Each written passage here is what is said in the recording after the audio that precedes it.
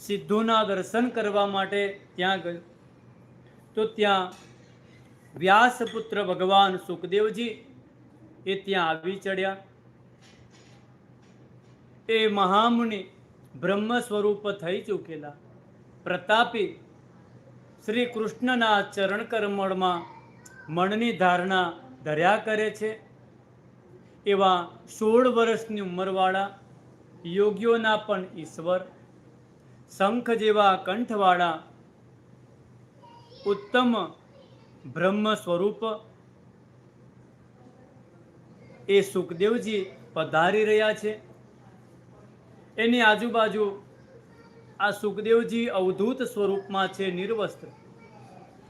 નાના બાળકો એમની પર ન નાખવાના પદાર્થો નાખે અને સ્ત્રીઓ એમની પર ધૂળ નાખતા હોય છે.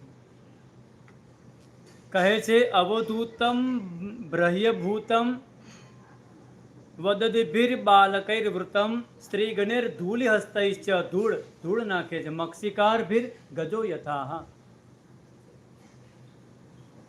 એવા સુખદેવજી પધારી રહ્યા છે.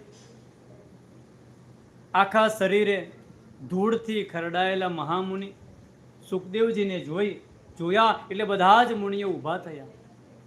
હર્ષથી હાથ જોડ્યા અને હાથ જોડતા જોયા એટલે જે અજ્ઞાની સ્ત્રીઓ અને જે બાળકો હતા, જે મસ્કરી કરતા હતા, ધૂળ પધરાવતા હતા, એમને લાગ્યું કે આ તો કોઈક મહાપુરુષ છે.